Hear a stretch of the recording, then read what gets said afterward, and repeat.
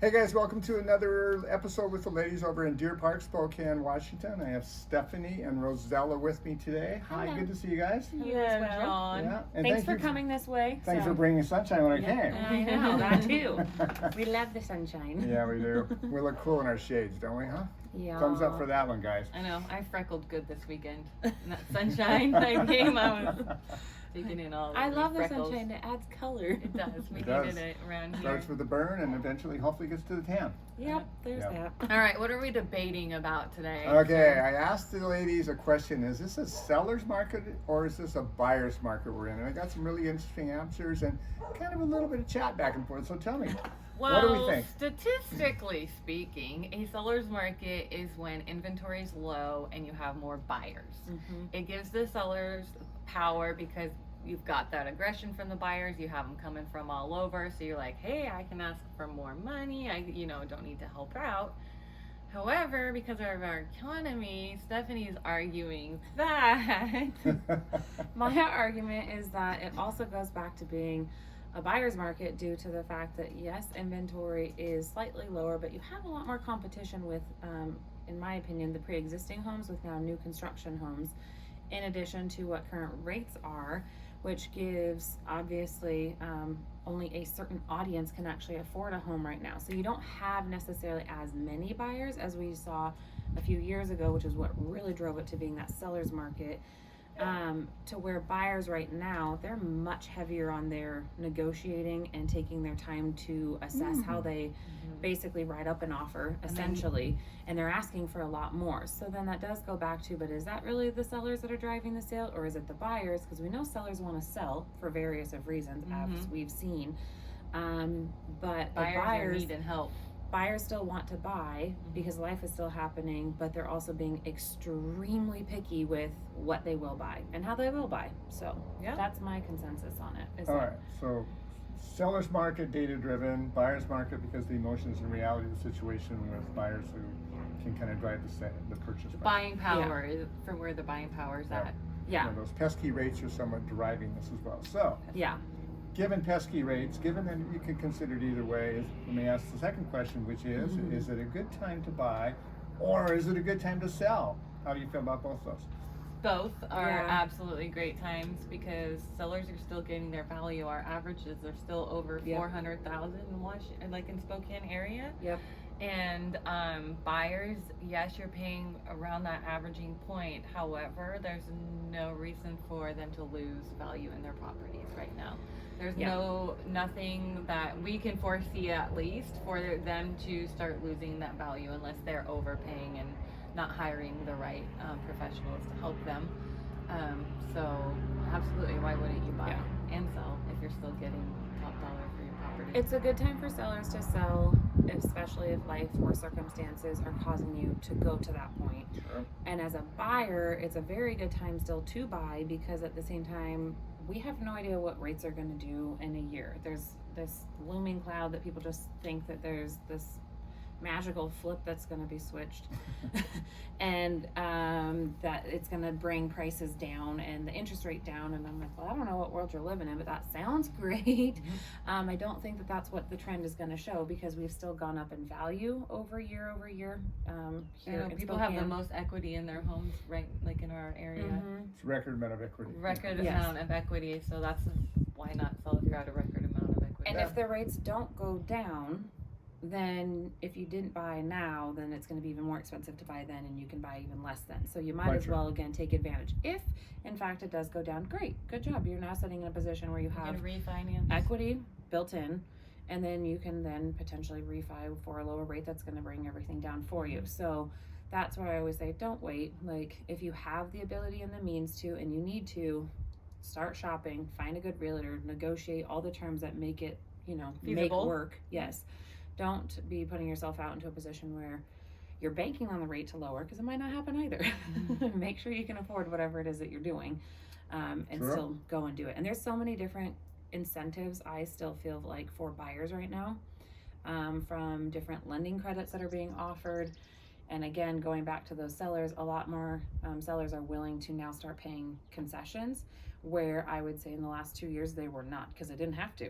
It was like, oh, great, I'll go on to the next offer. When there's multiple offers, it's exactly right. Right. And where we do see multiple offers, I would say are going to be towards those investment properties, which again, they're still paying, more than what you would have paid in the last few years, obviously, for those types of properties, and they need some work. But then at the end of the day, there's still equity to be gained by purchasing and putting in those. Not to mention upgrades. if rentals right now, Oh yeah. if you were to buy an investment and do a rental, you're sure to profit on that just because of the cost in our area. Rents for will those continue to go up here. rents are Right. Yeah, we just were pulling crazy. We actually made a video on that, renting versus buying. I think there's just a huge demand either way for rentals or purchasing, because people need places to live, and Our Right. community's growing. yep. Okay, so to summarize what I heard here is if you're selling, there's probably a good reason you need to sell. It's not a bad time to sell. Prices are high, so it's a good time to sell, depending on your situation. If you're a buyer, then you're going to be chasing that house that's appreciating, as Stephanie was mentioning, and Yep. appreciation over here is probably around 5% at least. Am I correct? Or It's more. higher. I Or did more. one that was like 20% equity gain on. It was like right under 20, between 15 and 20% That's in 1 year. Pretty significant. In 1 yeah. year. Yeah. So let's just be conservative and No, say that's not 5. everybody, Yes. but that was gonna Yeah, the be a lower. conservative would definitely be 5%. And on a $400,000 purchase price, I think Rozella, you mentioned, that's $20,000 that house is going to cost next year that you're chasing. And as Stephanie mentioned, you get that $20,000. If you buy it now, it's your equity, and when rates do come down, and I think there's a pretty good argument they will be down. We thought they'd be down further now, but they're not. Right. And it is a question mark, but probably within a year, maybe 2, rates will be lower, given that inflation gets under control and all of those things that we have no control over. Yep. And you can refinance at that time, and you'll have $20,000, maybe $40,000 worth of equity to help you out with that. And in the event that it doesn't go down, though, like you just said, the chasing, you're not chasing a property that's now gone up, by nature in value, and then your interest rate has gone up. So again, your buying power just got reduced even that much more. So again, why it's beneficial to buy There you go. now. Yeah, it's never a bad time to buy. It really depends, and this is my last question for you guys, on who you're working with and the negotiation that they get for you. Seller credits you mentioned, purchase price and all of that. Let's chat about that. Some closing comments on how can you help people who are buying in this market buy for the best situation for them. Well, I think it comes down to a couple of things. One, it's important for a realtor to understand what you're negotiating and why you're negotiating for it. Because if you don't understand that aspect of the lending part of it, then you're not going to understand why you're asking it for your client and how to help them. And if you don't understand that, then the contract you write is going to surely show that, and you're not going to do the best by your client that you're supposed to As be well as doing. the conversation that would be pitched to the agent, because I know both you and I are really good with communicating to listing agents what it is that our clients are looking for, what their abilities are, and just having that very open, transparent conversation beforehand so they know what to expect and why we're asking, that we're not just asking for it to just ask for it. Like there's a reason behind it. Right. I would say secondly to that would be hiring a good agent that knows when they go and look at a house Whether it's worth what it's listed worth at. Yes, or if they're just slapping some really pretty paint on it with that pretty high price point listing. Well, I think it goes Price. just back to like if you're familiar with the area and you're in a lot of homes and within our communities, you're going to be able to go into the home and have a good idea. Okay, this is what this community typically looks like, and this is the price point that it is typically at. So then when you go into a property, you know, okay, this is above and beyond or where it's sitting. But if you've never really been into those specific communities, because some of our areas are so much older than others. So we have a very diverse, we have new builds all over. We have ones that were 1800s. So we have a lot of different areas that you need to know about. But if you're not used to them, you're going to go in and you're probably not going to argue the best for your client and know, like, okay, they're going to need their sewer scoped here. Yep. Like, that's going to Got be, it. we have, you know, those areas. Or like, again, like she mentioned, we have a lot of older homes, which are great because it brings character to the home, which a lot of people find that appealing. But with that character are there kind of knob and underlying tube. or foundation Nobody things likes like, insuring yeah. that. No, so there's all sorts of different factors that you want to be able to have an agent that can help identify, and it's not just like, again, buyers can be emotional and they're like, oh my gosh, this is so cute, and they can picture it, and then we're sitting back here assessing, evaluating, looking at these things like, is this going to be an underlying cost that's going to come to the table, you know, shortly after Or they will purchase your it? loan requirements Yeah. even allow you to buy That this too. home? Good Because point. there may be a laundry list of things that you Mhm. already know, okay, for lending purposes, my client can't buy this home. Yeah. Yep. And there's no point in writing an offer that then they spend the time, the emotion, And the going cost through the to get inspection, an inspection. then an appraisal to then have it all not even be financeable at the end of the day. So All good points.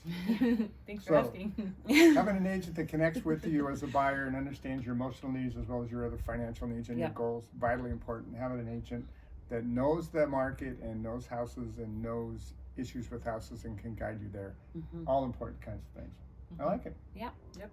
We don't buy lemons for houses. And that's why Lemons it's for important lemons. for you Yep. to have a good working relationship with us, Mm-hmm. because then we can help you. Yeah. And he educates us regularly as well, Yeah. which is super appreciated. Yeah, we chat about houses when there are issues that Or they're concerns, mentioning yep. here Mhm. to see if it'll go FHA or conventional or some other kind of financing. So that's really important up Mhm. front to know that, of course. All right. Good partnership. We appreciate it. And you. Thanks, ladies, once again for your time. Yes, Absolutely. thank you. Give them a call. They know the market and they know their clients. And we know you can sell, but you can also buy. So reach out. Sounds good. Bye.